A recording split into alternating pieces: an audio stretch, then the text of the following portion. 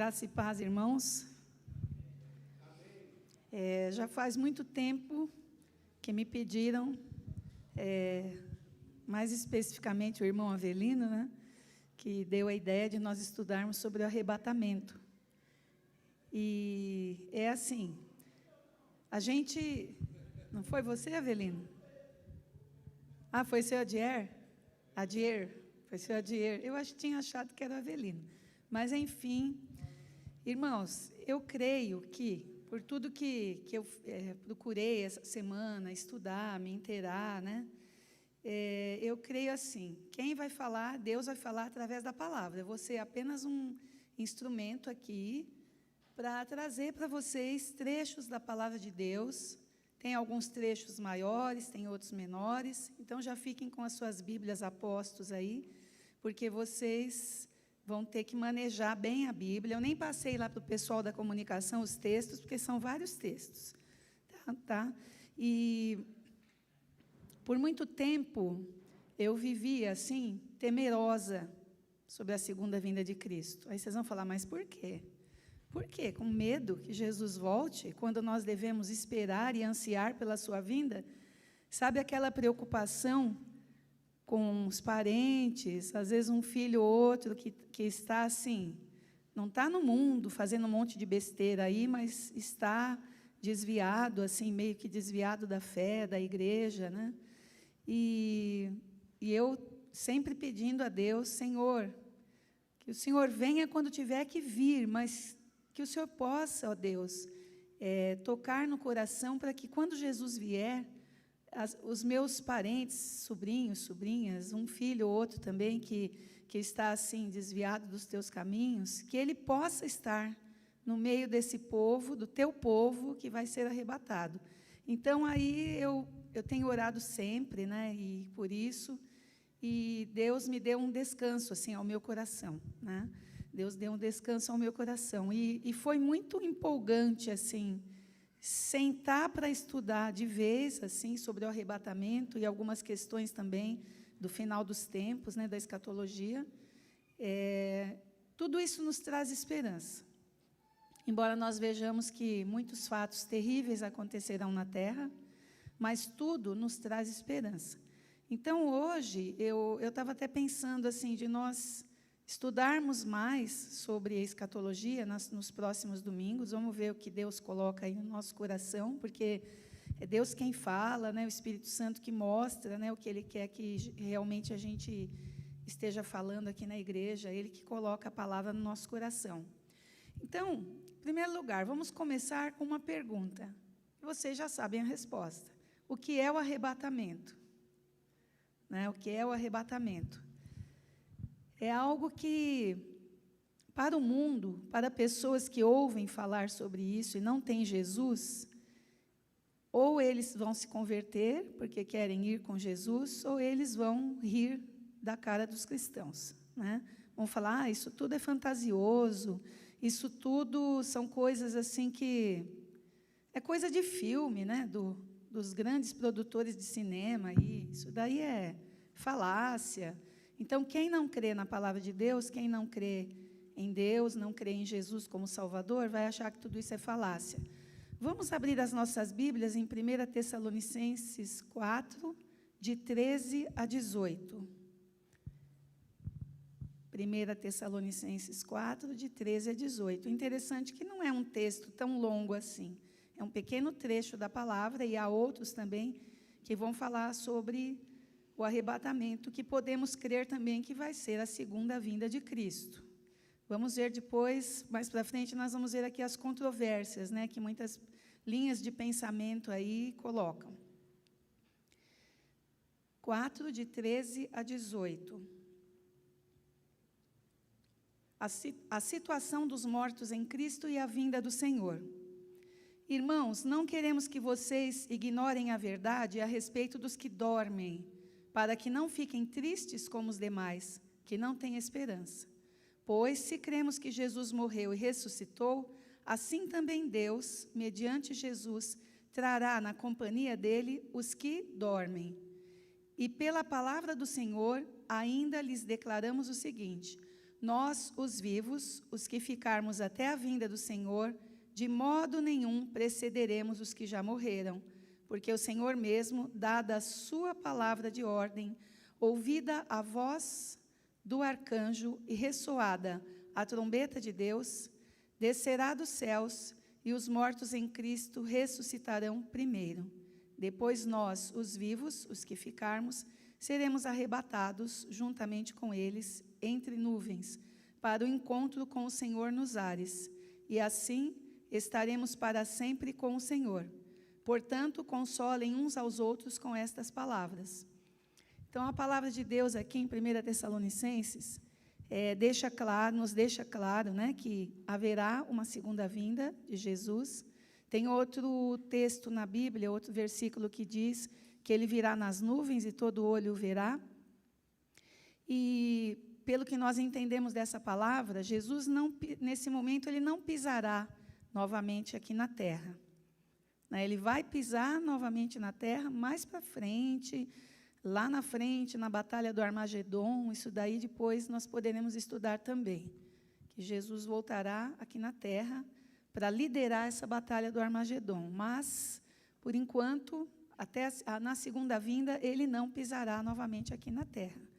E nós vemos que aqueles que dormem, né, que dormem em Jesus, essas pessoas que já foram, que já morreram, já saíram aqui do nosso meio, né, seu corpo já voltou para o pó e a alma para Deus, essas pessoas primeiro serão ressuscitadas, elas ressuscitarão, e juntamente com elas, nós subiremos ao encontro de Jesus nas nuvens. Isso é algo que todos nós cristãos já sabemos, e a palavra de Deus, mais uma vez, vem nos confirmar essa palavra. Então, esse é o arrebatamento, arrebatar, né? Quando Jesus vai tirar o seu povo, tanto os mortos que estão aqui, que foram sepultados aqui no solo da terra, que vão ressuscitar, quanto nós, o seu povo, os vivos, subiremos com ele, nos encontraremos com ele nas nuvens. E aí ele vai levar o seu povo, a sua igreja, a morar com ele. Tá, mas o que mais implica isso, né? O que mais implica tudo isso? Outros que foram, a Bíblia também nos mostra outros que também foram arrebatados. Não vai ser a primeira vez que haverá um arrebatamento, só que dessa vez vai ser um arrebatamento muito grande, né? Coletivo. Nós temos Enoque, em Gênesis 5:24, não vamos ler todos os textos, porque senão vai demorar muito. Enoque, em Gênesis 5:24, que também foi arrebatado. Elias, em 2 Reis 2:11. E o próprio Jesus, após a sua ressurreição, que subiu aos céus, enquanto seus discípulos olhavam e viam ali, puderam contemplar a sua subida aos céus. Então, nós vemos também que a ressurreição do corpo antecede o arrebatamento. Vamos ver aqui agora mais um texto que comprova isso, em 1 Coríntios 15, 42 a 50.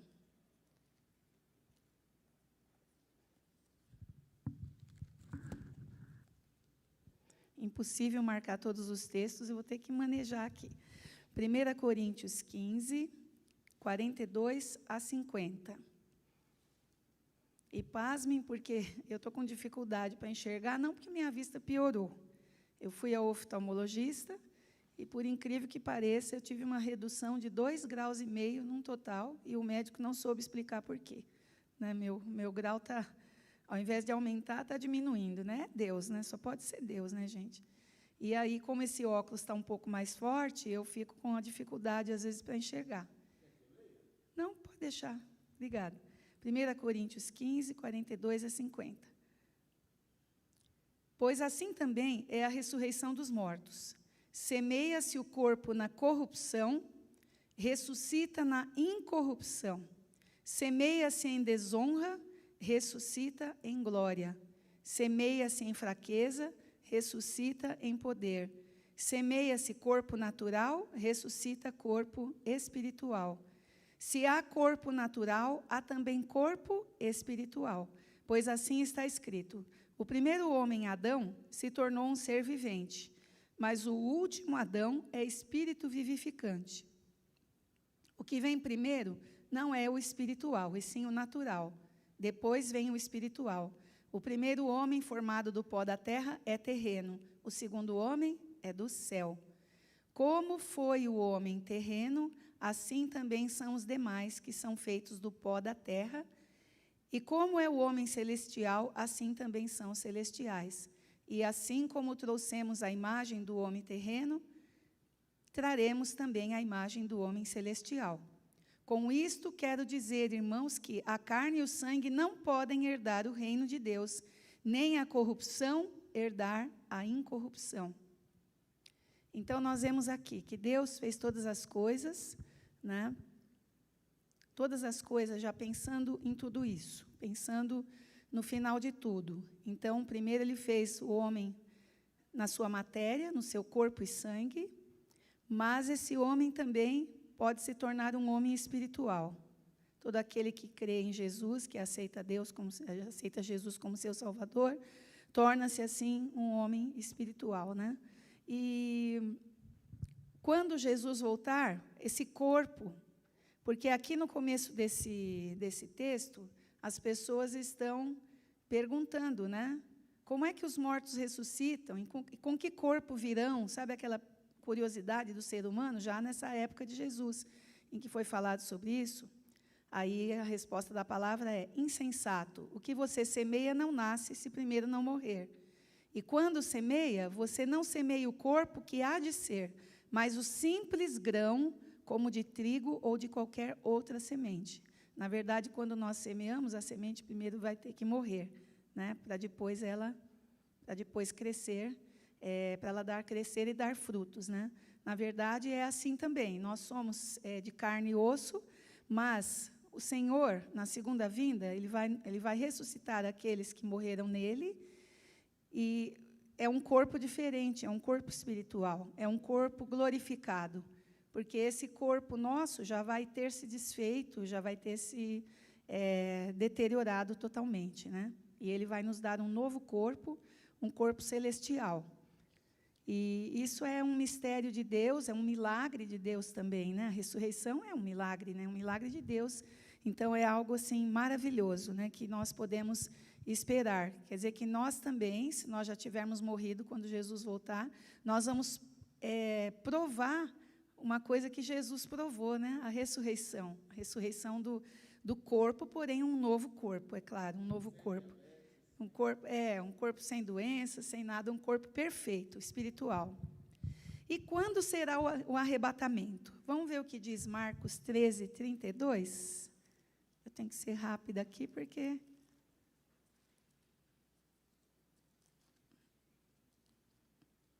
Se alguém encontrou, pode ler que eu repito aqui. Já estou achando. Marcos 13, 32, que diz o seguinte... Vamos achar o versículo 32. Mas, a respeito daquele dia ou da hora, ninguém sabe. Olha só que curioso. Nem os anjos no céu, nem o Filho, senão o Pai. Gente, nem Jesus sabe a hora em que Ele vai ter que voltar. Nem Jesus sabe a hora que Ele vai voltar. E nem os anjos, muito menos, se Jesus não sabe, muito menos os anjos no céu, né, que são criaturas de Deus. E, gente, se nem os anjos sabem, imagine se nem os anjos, se nem Jesus sabe, vocês acham que Deus faria com que nós soubéssemos? De jeito nenhum. Somente o Pai. Quando for a hora, Ele vai determinar, né? E depois nós vamos ver mais para frente, se vocês quiserem estudar sobre os selos, lá no livro de Apocalipse, também, haverá 7 anjos e 7 selos. E cada selo, cada anjo que foi determinado, foi predestinado para abrir esses selos aí, cada um vai abrir os selos mediante a ordem de Deus. E a cada selo aberto vai acontecer alguma coisa muito grande aqui na Terra. Não é assim, sabe? Eu vou na igreja e Deus vai derramar do seu espírito no momento do culto. Não. Vão acontecer grandes coisas e coisas visíveis aqui na Terra. Então, depois, seria muito interessante nós estudarmos esses selos, a abertura desses selos, para nós entendermos o que vai acontecer aqui também na grande tribulação. Bom, então ninguém sabe, só Deus. Por isso, a palavra, nós vamos ver textos mais para frente aqui, que a palavra nos adverte que nós devemos estar constantemente atentos, esperando por Jesus todos os dias. Atentos, esperando por Ele todos os dias. Por quê? Ele pode voltar a qualquer momento. A qualquer momento, a ordem pode ser dada. Eu não separei aqui, parece que tem um dos textos que vai falar sobre as catástrofes, né, os terremotos. Eu não me lembro se eu separei esse texto. Mas nós vemos como sinais do final dos tempos tudo que nós já temos vivido. Né? Olha, desde que eu me conheço por gente, faz tempo, desde que eu me conheço por gente, nós vemos que sempre houve guerras, rumores de guerras, catástrofes. Né? Então, já faz bastante tempo que Deus está dando esses sinais aí, está permitindo que aconteçam esses sinais aqui na Terra. Né? Guerras, rumores de guerras, catástrofes, pestes, só que as pestes que estão colocadas lá no Apocalipse, gente, nem se compara com o Covid-19. Isso daí depois nós vamos estudar também. Nem se compara, gente, não é nada perto daquela peste negra que teve aí na Europa há décadas, né? Que disseminou a população, acho que sobrou 1/3 da população. Isso não é nada comparado ao que está por vir, ao que está aqui na palavra do Senhor. Mas hoje nós vamos ver só o arrebatamento, porque nós temos que ir passo a passo, porque escatologia é uma matéria assim, bem difícil, né? Tem muitos símbolos que nós precisamos pedir orientação de Deus para interpretar. Mas aí eu estava estudando e peguei um texto lá de Apocalipse e fui, e não saía mais do texto, ficava ali lendo, parecia que eu estava vendo, gente. Parecia que eu estava vendo as coisas assim acontecendo, né? As coisas que João, a visão que foi dada a João lá na ilha de Patmos, né?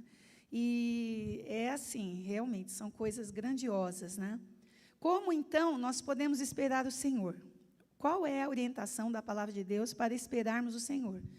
Vigiando, Mateus 24, de 36 a 44.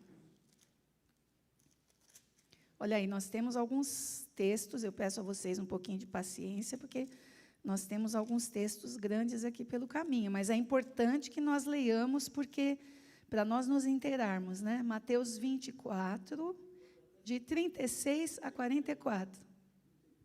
Lê a partir do 33? Tá bom, então. Vamos ver aqui.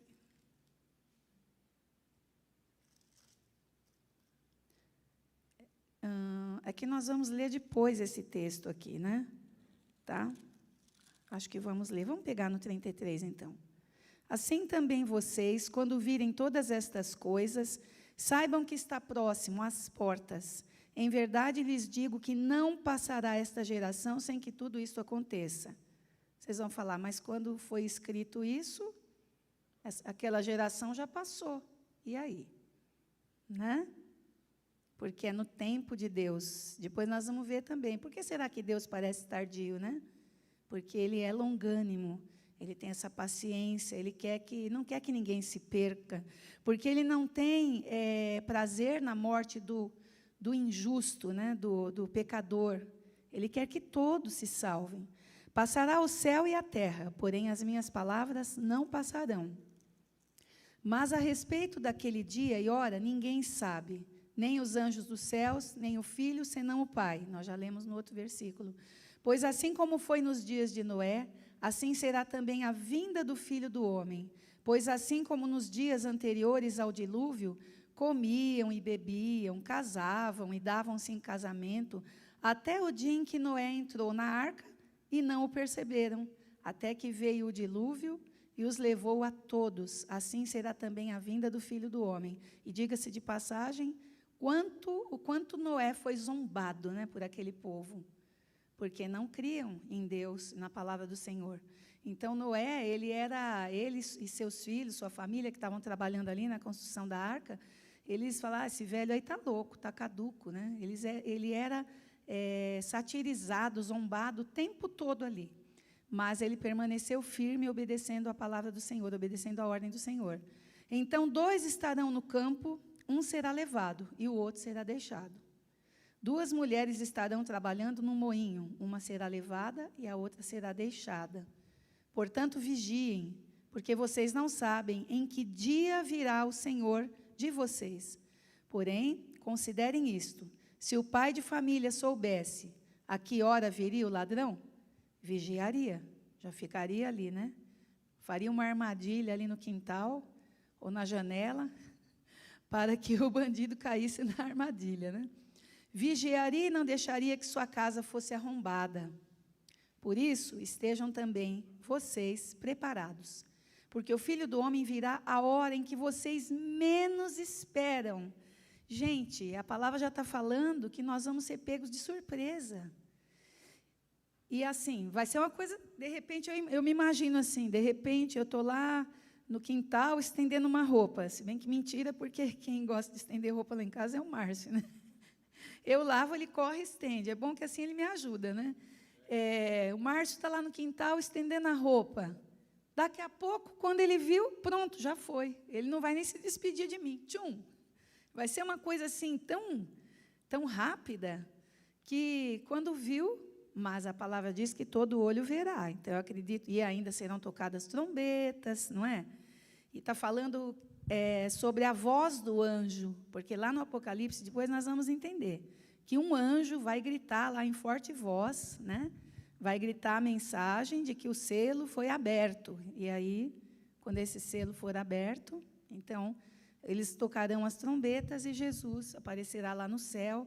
Então, assim, vai ser rápido, mas acho que se todo olho verá, vai ter um tempo também, mesmo, não sei se fração de segundos, o tempo de Deus é diferente do nosso, não é? Mas vai ter um tempo também lá, em que as pessoas poderão, o mundo todo vai ver, né? O mundo todo vai ver. E aí, vigiar, nós temos que vigiar. Esse vigiar, falar, eu tenho que ficar sempre olhando para o céu todo dia, é isso que é o vigiar da palavra de Deus? Na verdade, nós vamos continuar vivendo nossa vida aqui, mas o vigiar, o que é? São as práticas que nós vamos ter ao vigiar. Que práticas são essas? O que nós vamos fazer nesse vigiar? Vamos ver em 2 Pedro 3.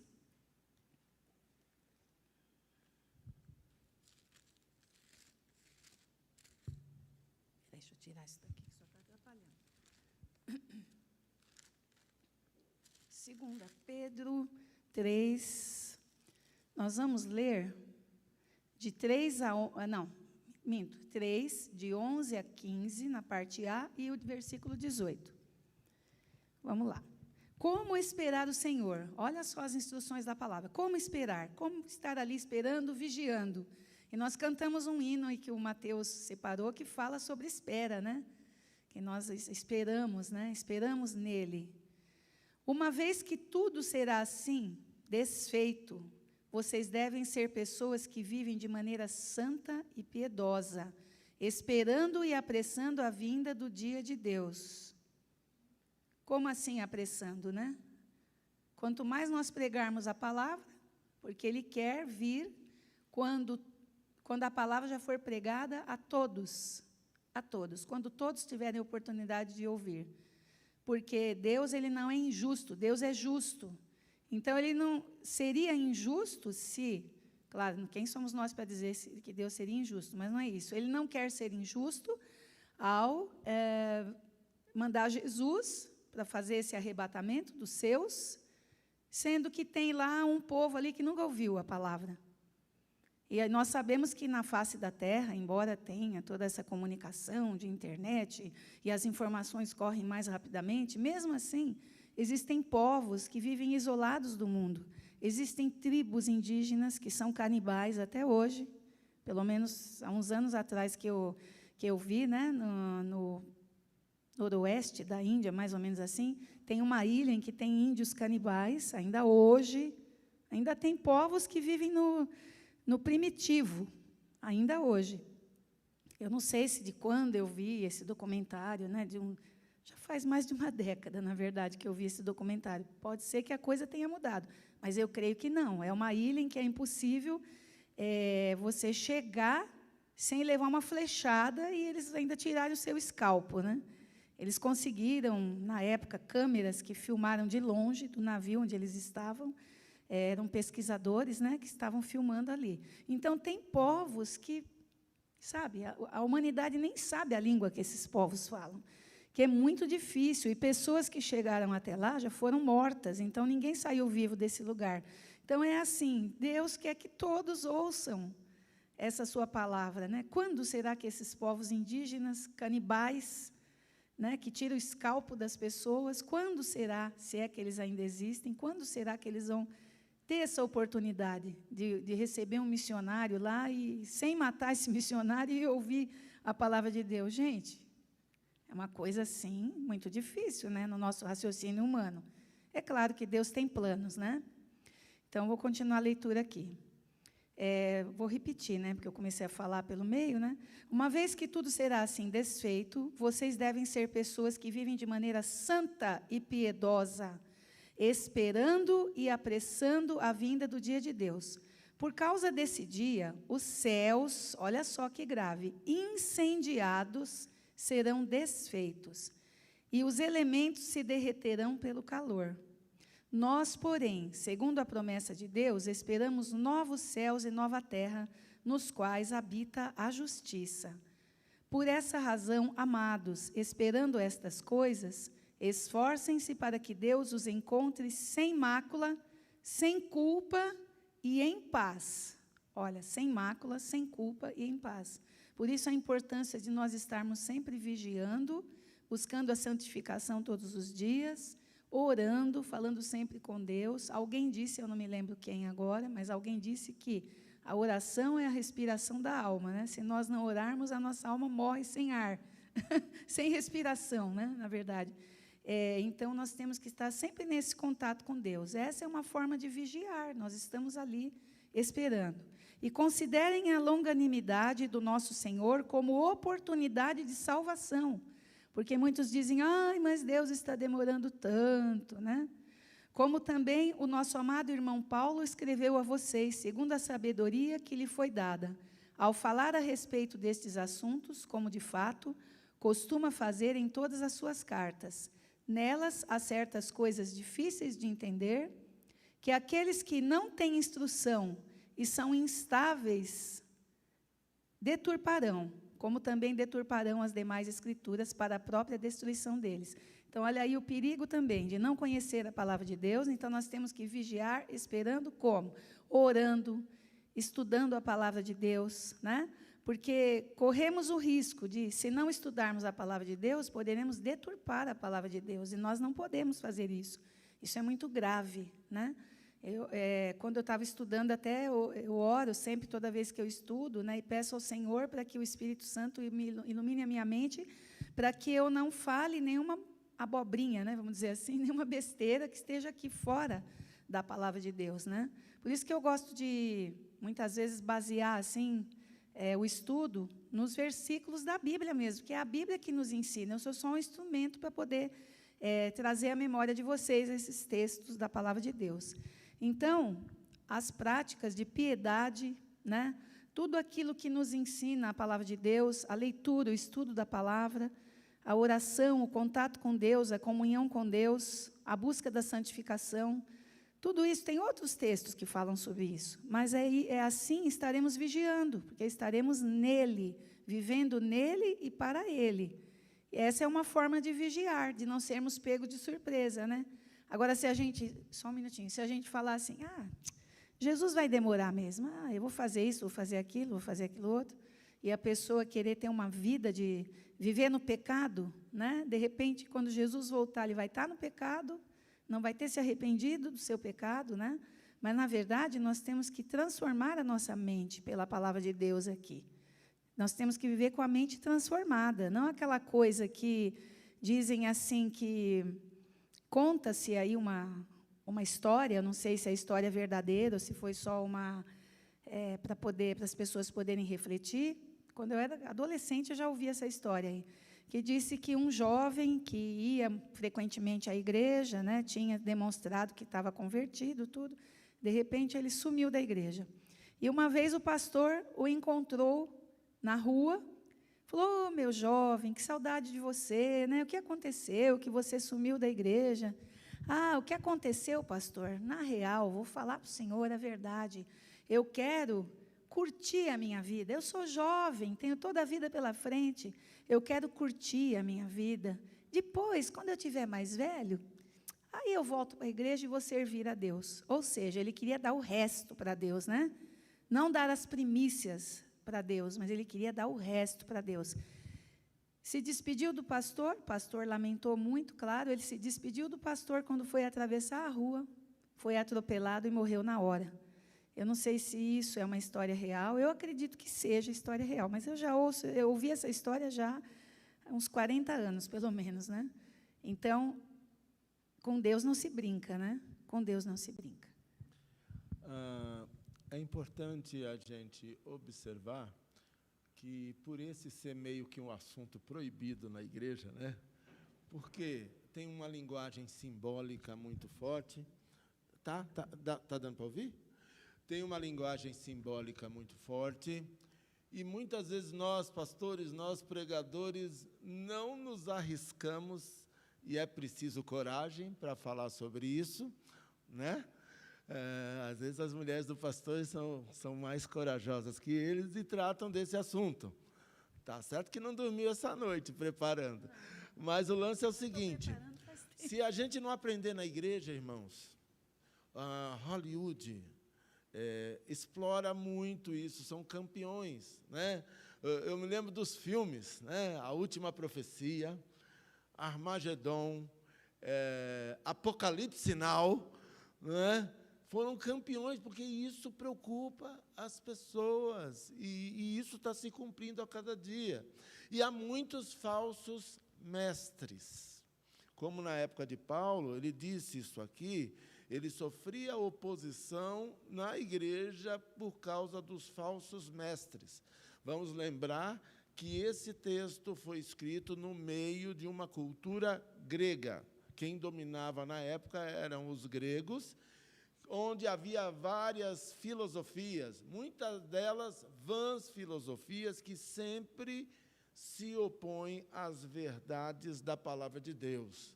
E se nós pensarmos um pouquinho na nossa realidade hoje o errado está certo e o certo está errado. Se investe pesado na exclusão da Bíblia, dos valores, da família, novos conceitos de família, novos preconceitos, e nós precisamos estar atentos, porque na Bíblia, inclusive no sermão profético, Jesus já nos fala que o anticristo, que está já no mundo, e ele vai sair do meio religioso, ele faria sinais, teria uma capacidade de iludir, de enganar, satânica, que, se possível fora, enganaria até os escolhidos. Mas as ovelhas do Senhor ouvem a sua voz e obedecem.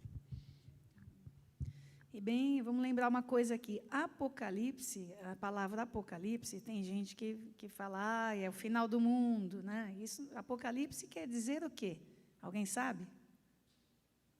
Isso, revelação, não é? É o livro da revelação. Então, foi revelado ali como será o final do mundo, mas quer dizer revelação. Foi revelado numa visão lá do João, na ilha de Patmos, né? Apóstolo João, na ilha de Patmos. Bom, mas, enfim, estou falando isso, aquilo outro. Deixa eu ver, eu não li o versículo 18, que quer dizer: pelo contrário, cresçam na graça e no conhecimento de nosso Senhor e Salvador Jesus Cristo, na graça e no conhecimento. A Ele seja a glória, tanto agora como no dia eterno. Né? Então, olha só, vamos crescer cada vez mais em Deus. Mas o arrebatamento, vamos ver agora, né? Como que vai ser esse arrebatamento? Como vai ser, nós já vimos aqui na palavra. Mas ele acontecerá quando? Antes, durante ou depois da grande tribulação? Será que a gente vai conseguir entender isso hoje? Antes, durante ou depois da grande tribulação. Na verdade, existem muitos debates sobre isso. Nós não lemos ali o versículo que nem Jesus sabe a hora? Se nem Jesus sabe, como eu já falei, por que nós vamos ter que saber? De jeito nenhum, né? De jeito nenhum. Se nós tivéssemos que saber, Jesus saberia primeiro, com certeza. Até os anjos saberiam, talvez, né? Mas vamos ver aqui. Primeiro vamos ver como será o princípio das dores, a grande tribulação e a vinda do Filho do Homem. Fatos esses que podem estar na ordem ou não, principalmente o segundo e o terceiro, visto não sabermos se vem primeiro a vinda de Jesus ou a grande tribulação. Então, vamos tentar entender, né? Então, vamos ver. Primeiro, vamos ler sobre o princípio das dores, depois sobre a grande tribulação e depois a vinda do Filho do Homem. Tá? Só uma base, assim, né? Porque o mais aprofundado está lá em Apocalipse. Princípio das dores, e eu creio que nós já estamos vivendo esse princípio das dores, está em Mateus 24, de 1 a 14.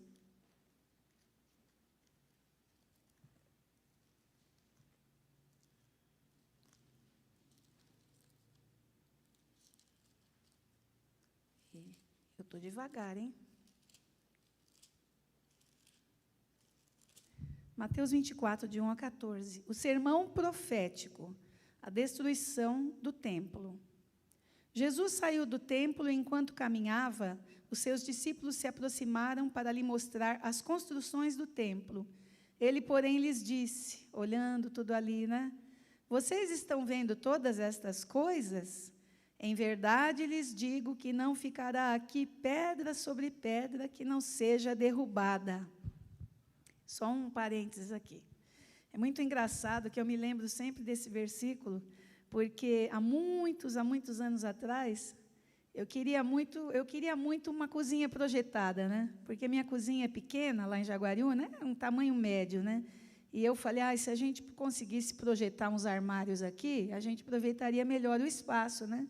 Aí esperei um tempo, e o Márcio, enfim, conseguiu um dinheiro lá, que ele recebeu, um dinheiro extra, e contratou lá uma pessoa, até um irmão em Cristo, na época era pastor, e ele trabalhava com isso, e ele fez, né? Fez a cozinha projetada.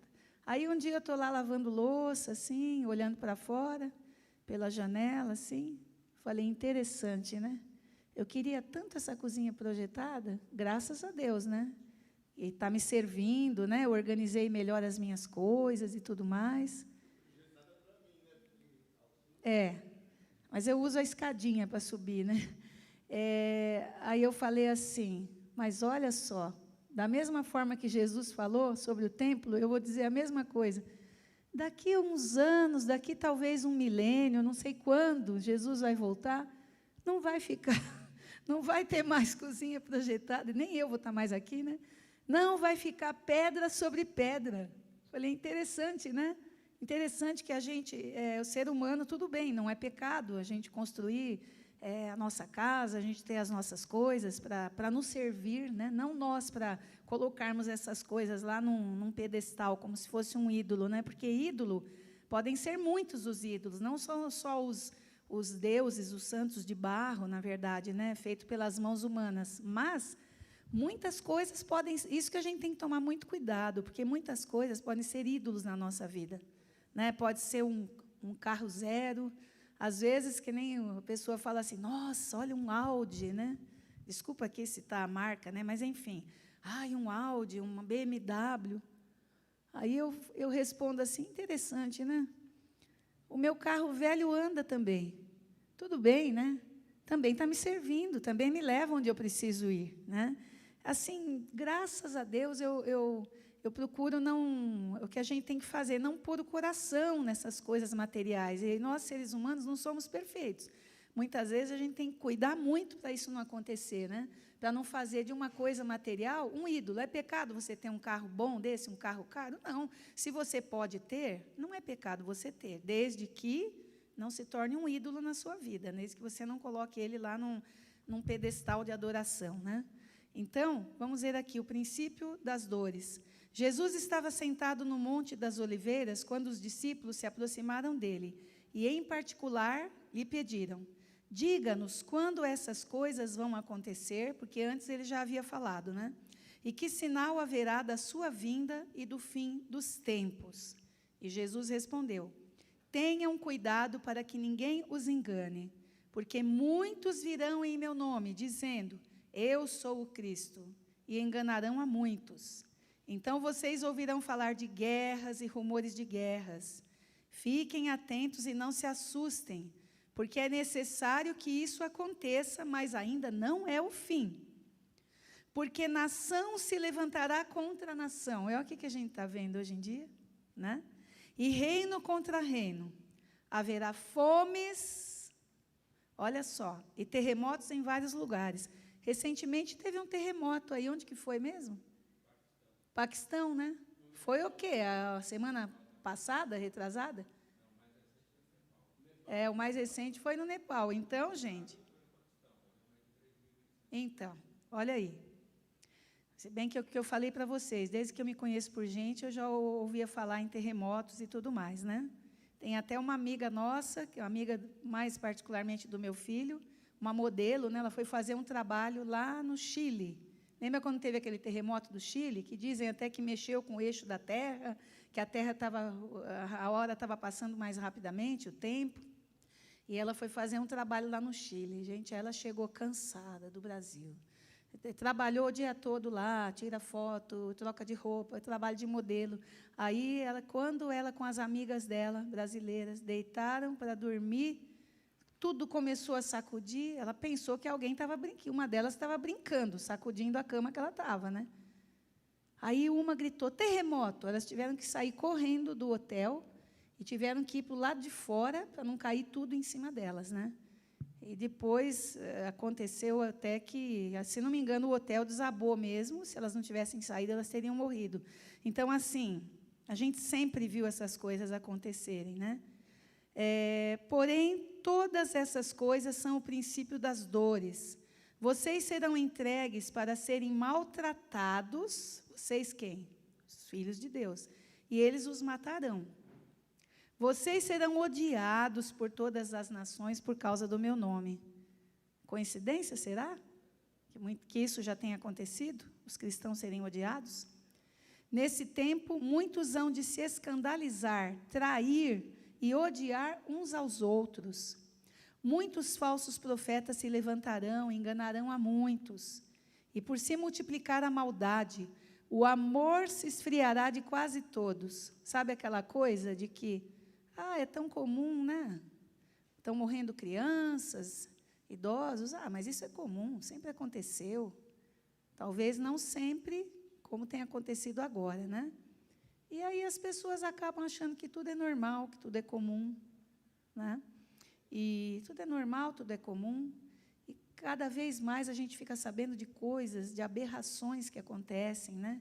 A exploração sexual de menores, que é uma coisa assim, gente, é uma coisa horrível, terrível, não tem nem palavras para expressar, né?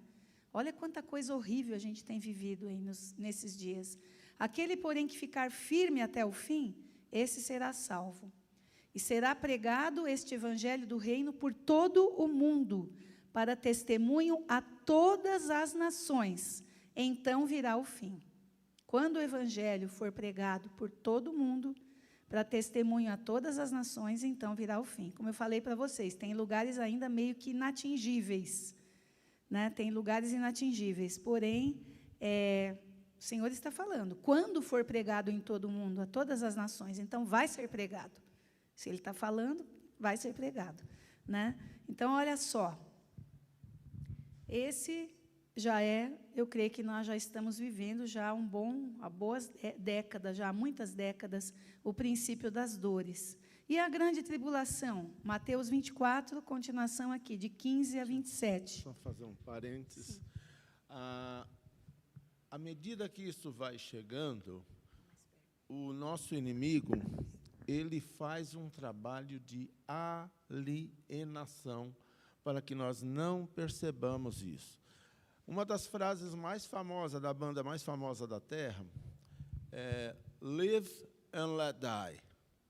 Viva e deixe morrer. Música do filme do 007, que era o grande herói na minha juventude. E isso vai sendo incutido, e isso promove o quê dentro da igreja? A apostasia, o esfriamento da sensibilidade nossa como cristãos à voz de Deus. Deus está escancarando as coisas, que isso está muito próximo. E, se hoje, voltando à questão antológica lá do deserto, né? Se hoje ouvirdes a sua voz, não endureçais o vosso coração como em Meribá, se rebelando contra Moisés, né? Se rebelando contra as pessoas que Deus colocou para exercer autoridade sobre vós. Porque aqueles que se rebelaram contra Moisés, com saudade do Egito, né? Morreram no deserto, não entraram no gozo do Senhor. E hoje é o tempo crítico onde se verá quem é quem. Não dá para ficar em cima do muro. E com temor e tremor, ontem eu estava meditando na mensagem de hoje à noite, vai ser em Apocalipse, Laodiceia, uma igreja morna, uma igreja em cima do muro. Então, esse é o tempo, irmãos, está demais, está demais. Dá medo, não é pecado ter medo. Eu tenho medo, mas não é pecado ter medo. Pecado é ficar paralisado, porque o medo, às vezes, empurra a gente e rende mais sob pressão, não é? E esses tempos estão complicados, com tendências a piorar, como diz a palavra. Quando nós tivermos medo, como eu já tive também, temos que nos lembrar que Deus está conosco. E é um Deus de milagres. Salmo né? Então, 23. está conosco e nos livra. Então, Não temerei mal algum, porque temerei tu mal algum. estás comigo. Isso, perfeito amor lança fora o medo. É verdade. Vamos ler aqui rapidamente sobre a grande tribulação, que está em Mateus 24, de 15 a 27. Quando, pois, vocês virem, situado no lugar santo, o abominável da desolação de que falou o profeta Daniel, quem lê, entenda. Eu precisaria, assim, leiam lá em Daniel 9, a partir de Daniel 9, as profecias, né? Seria importante vocês lerem também. Alguém vai usurpar o trono, né? Vai se sentar lá, o abominável da desolação, ele vai se sentar no lugar santo, né? Creio que o anticristo. Então, os que estiverem na Judéia, fujam para os montes. Quem estiver no terraço, não desça para tirar da casa alguma coisa. E quem estiver no campo, não volte atrás para buscar a sua capa. Ai das que estiverem grávidas e das que amamentarem naqueles dias. Orem para que a fuga de vocês não aconteça no inverno. Então, olha aqui, a ordem é para fugir. Fugir mesmo. Nem no sábado. Porque nesse tempo haverá grande tribulação, como nunca houve desde o princípio do mundo até agora e nunca jamais haverá. Olha só, a grande e única tribulação, né? Não tivessem aqueles dias sido abreviados, ninguém seria salvo. Mas, por causa dos escolhidos, tais dias serão abreviados. Depois vocês vão entender do que ele está falando aqui, né? Então, se alguém disser a vocês, olhem, aqui está o Cristo, ou ali está ele, não acreditem. Porque surgirão falsos cristos e falsos profetas, operando grandes sinais e prodígios para enganar, se possível, os próprios eleitos. Tá? Só que esses falsos que vão aparecer aí, eles vão operar grandes sinais e prodígios. Né? Como se, você já viram aqueles shows de mágica? Né? Que tem um mágico lá, aquele mágico famoso que usa uma máscara preta, eu esqueci o nome dele. Isso, Mr. M. Então, aquilo tudo é ilusionismo, né? Então, vão aparecer aí, pessoas dizendo que são o Cristo, com todo aquele ilusionismo, né? E tem um amigo nosso, um japonês, acho que eu já falei isso para vocês, ele é de Tóquio, e ele sempre foi um grande amigo nosso, né? Ele é massagista, ele vivia de massagem lá em Tóquio, aí veio para o Brasil uns anos atrás, e já esteve na minha casa, em Jaguariúna, fez massagem na família inteira, não quis cobrar nada, né? Ficou lá com a gente uns tempos, e, de repente, ele ficou meio maluco das ideias, dizendo que ele era o Cristo, o enviado, né? Ele mora lá na Liberdade, não sei, parece que agora ele está na rua, perdeu o lugar onde ele morava, que era aluguel, parou de... Ele trabalhava com massagem, com fotografia também, um excelente fotógrafo, e aí ele começou a fazer caridade, dizendo que ele era o enviado de Deus. Meu filho chegou a acolhê-lo lá em São Paulo, no apartamento que o meu filho morou, e era tudo bagunçado, tudo jogado, tudo sujo. Meu filho tentou, junto com os monges, porque acho que ele é budista, uma coisa assim, tentou, junto com os monges, conseguir um lugar para ele ficar lá no monastério. Os monges não quiseram, não aceitaram de jeito nenhum. Não aceitaram de jeito nenhum. Acho que principalmente por isso também, que ele dizia que ele era o Cristo, então não bate com a religião dos monges. Então, é muito complicado. E meu filho teve que pedir para ele ir embora, porque não chegou no momento que a coisa estava insustentável, né? Só que esses que vão aparecer aqui vão fazer sinais grandes, né, para enganar as pessoas. Eis que tenho predito isso a vocês. Portanto, se disserem a vocês, eis que ele está no deserto, não vão lá. Ou se disserem, eis que ele está no interior da casa, não acreditem. Porque assim como o relâmpago sai do Oriente e brilha até o Ocidente, assim será a vinda do Filho do Homem. Onde estiver o cadáver, aí se ajuntarão os abutres. Olha só, que diz a palavra de Deus, né? Então, para nós vigiarmos em todo o sentido e não irmos atrás de qualquer vento de doutrina. Olha aí, a hora está rolando ali, está correndo, e nós já vamos, daqui a pouco, vamos terminar. A vinda do Filho do Homem, né? Mateus 24, eu já acabei de ler isso aqui, né? Nossa, estou mal, hein? Não, espera aí. Nós lemos a grande tribulação, agora a vinda do Filho do Homem, 24, de 29 a 31. Logo em seguida, a tribulação daqueles dias, aqui está falando logo em seguida a tribulação daqueles dias. O sol escurecerá, a lua não dará a sua claridade, as estrelas cairão no firmamento, os poderes do céu serão abalados. É um outro anjo lá que vai abrir um selo, em que, nesse momento, vão acontecer todas essas coisas. No momento em que for determinado para ele abrir esse selo, vão acontecer todas essas coisas. Então aparecerá no céu o sinal do Filho do Homem. Todos os povos da terra se lamentarão. Olha só, se lamentarão. Porque aí, sabe aquela coisa de Tomé, querer ver para crer? Eles vão querer pagar para ver. E estão pagando para ver. E aí vai ser tarde demais. E eles vão se lamentar, né?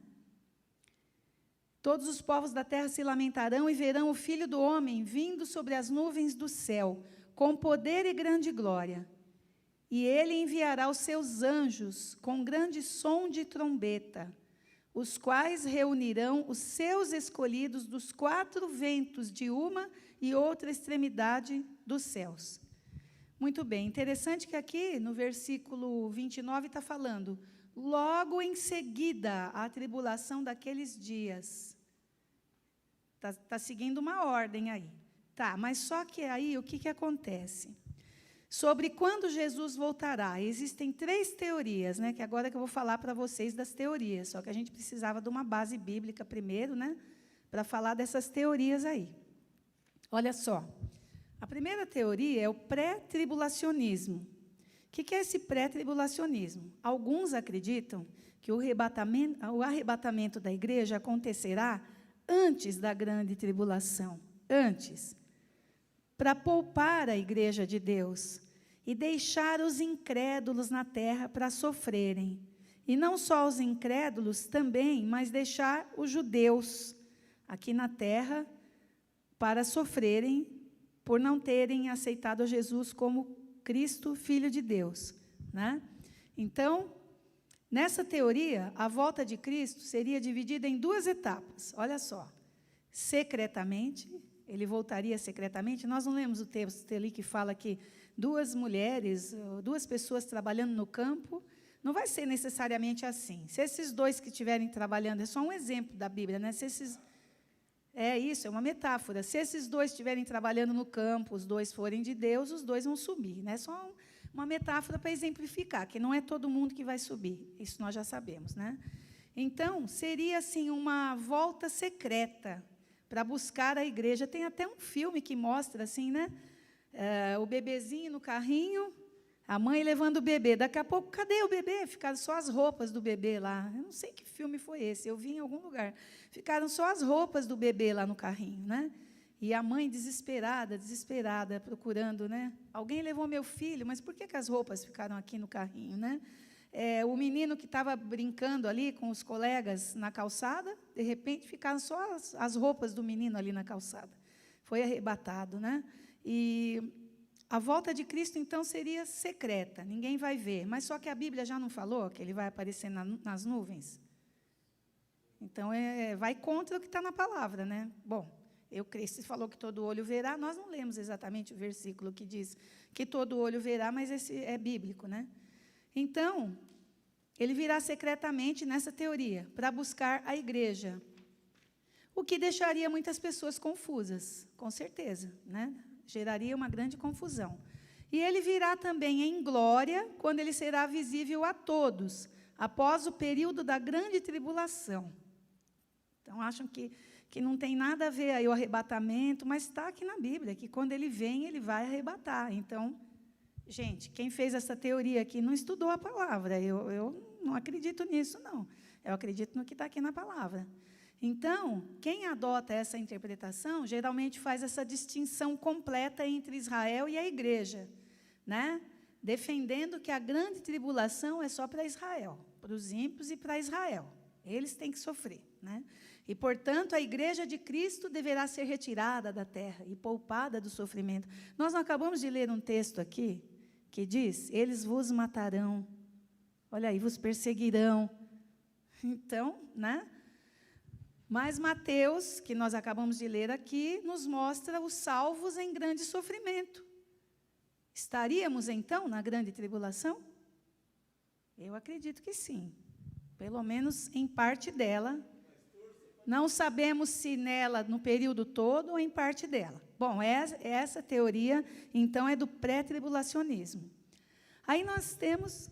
Pode falar. Os filmes da Record? Foi mais ou menos assim, né?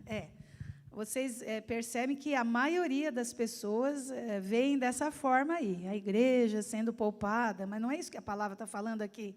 Está falando que nós seremos perseguidos e até mortos, né?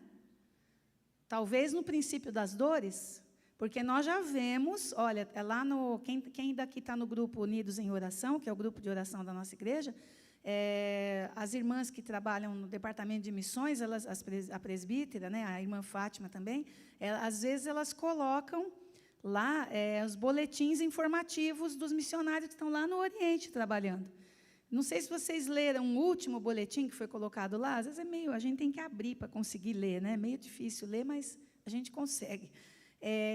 O relato de vários cristãos sendo perseguidos no Paquistão, em vários países do mundo aí, mortos, perseguidos. Teve um lugar em que uma mulher precisou se divorciar do marido, um casal cristão, acho que só ela era cristã, e obrigaram o marido a se divorciar dela e separaram a família e mandaram-na para um outro lugar, não sei se para uma prisão, e ela nunca mais viu o marido e os filhos. Olha que coisa, gente, que dor, né? Que coisa forte. Isso por amor a Jesus. Tem também o mesotribulacionismo, né? Essa interpretação ensina que a igreja será arrebatada durante a grande tribulação, que, conforme a interpretação das Escrituras, será um período de 7 anos, conforme o entendimento da interpretação, né? Ou não, né? Nesse período de 7 anos, esse mesotribulacionismo crê que a igreja vai ser arrebatada no meio da tribulação. Aqui tem um versículo também que diz que esses dias serão abreviados, não é? Por amor a nós. Esses dias serão abreviados. Então, olha só, os primeiros anos serão de paz e prosperidade mundial. Mas, de repente, essa falsa paz será quebrada. Quer dizer que depois de tantas guerras, tantos sinais, tanta morte, tanta coisa, ainda haverá anos de paz antes de Jesus voltar? Então, o domínio do anticristo. Então, mas vai ser pouco tempo, né? Pela interpretação aqui, 3 anos e meio só em que haverá paz, essa falsa paz. Será quebrada e o anticristo revelará toda a sua perversidade. E será então que ocorrerá o arrebatamento da igreja. Então, talvez, eu acho que essa teoria aqui é mais aceita do que a primeira, muito mais aceita, né? Está mais embasada na palavra, né? E aí também nós temos, nesse caso também a igreja estaria sendo poupada de muito sofrimento. Não sabemos, mas a palavra diz também que por amor os dias seriam abreviados, por amor a nós. Então, aí tem o pós-tribulacionismo. Pós-tribulacionismo defende que o arrebatamento da igreja acontecerá depois da grande tribulação. E nós não acabamos de ler um texto aqui também que diz: depois dessa tribulação, Jesus virá. Olha aí, por isso que eu quis primeiro falar dessas coisas e ler esses textos com vocês. Olha aí, então a Bíblia está dando margem para várias interpretações. Eu acho que essa primeira aqui, do pré-tribulacionismo, está meio fora. Está fora. Eu acho que é mais assim, por muito tempo, quando eu fiz um seminário lá em São Paulo, de 3 anos, eu também acreditava muito nesse mesotribulacionismo. Agora eu não quero acreditar nenhum nem outro. Eu quero apenas me consagrar e esperar e vigiar, né? Esse pós-tribulacionismo, então, defende que Jesus virá logo após a grande tribulação, que não precisa ser necessariamente de 7 anos, justamente pelo fato de Deus dizer que vai abreviar o tempo. Durante esse período, a igreja será seriamente perseguida, pois Satanás e seus agentes tentarão a todo custo eliminar a pregação do Evangelho, que já estão fazendo hoje, né? Tentando a todo custo eliminar a pregação. Até que então Cristo surgirá nas nuvens para buscar o seu povo e trazer grande juízo sobre os ímpios, conforme 2 Tessalonicenses 2, de 1 a 4. Acho que nós já lemos, né? Nós já lemos sobre isso. Então, nós vimos aqui, não tem segredo falar sobre o arrebatamento nesse sentido. Ele está bem claro aqui na palavra, como vai acontecer o arrebatamento. Nós já vimos. Aí, o que acontece? O que fica na cabeça das pessoas, mas como? Será antes da grande tribulação, para poupar a igreja? Será no meio, quando estourar a grande tribulação, no meio do período, para poupar a igreja, porque Deus vai abreviar os dias? Será depois que a gente sofrer tudo? Muitos vão ser mortos, muitos cristãos serão mortos. Mas aí a gente sempre pensa naquele lucro. Mesmo assim, estaremos em lucro. Por quê? Porque nós estamos aqui de passagem, na verdade, não é? Estaremos em lucro. 1 minuto para terminar, eu vou fazer a conclusão. Então, o arrebatamento acontecerá, com certeza, pois será o cumprimento da palavra de Deus, pois, conforme Números 23, 19, Deus não é homem para que minta, nem filho de homem para que se arrependa. Acaso ele fala e deixa de agir? Acaso promete e deixa de cumprir? Não só o arrebatamento, mas tudo que está aqui, as perseguições, os sofrimentos que já estão acontecendo, o princípio das dores, porque quando Deus fala, é certeza. Deus não fica na dúvida, Deus não tem dúvida, quando Ele fala é certeza, e é a verdade. Como já vimos aqui, só Deus sabe a hora, se antes, durante ou depois da grande tribulação. A ordem é, como já vimos também, vigiar enquanto esperamos a sua volta. Se Ele quisesse que soubéssemos, deixaria claro na sua palavra. E essa é a maior prova de que Ele não quer que saibamos. Pois se nem Jesus e os anjos sabem, Ele não quer que saibamos. Em 2 Tessalonicenses 5, esse aqui eu vou ler para terminar, tá? para fechar isso aqui, para concluir, são as admoestações finais de Paulo aos Tessalonicenses. 2 Tessalonicenses 5, de 12 a 23. Ai, gente, passei.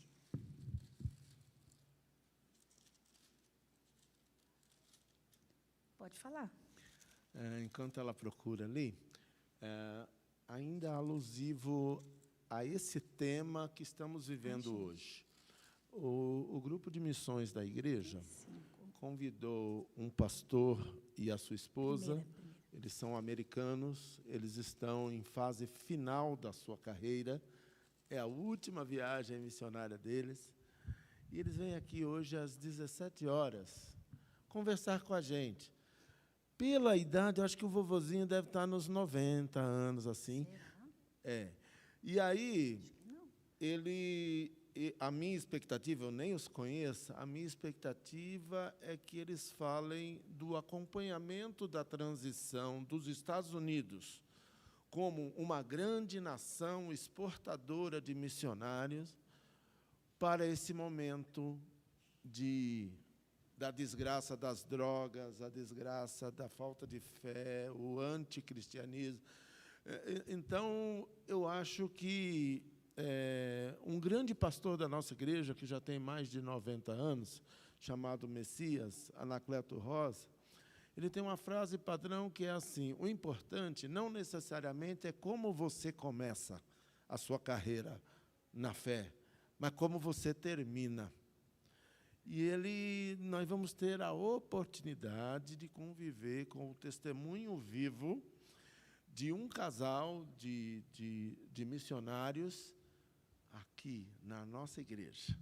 Então, hoje, às 17 horas, nós vamos fazer esse bem bolado para bater um bate-papo informal de edificação.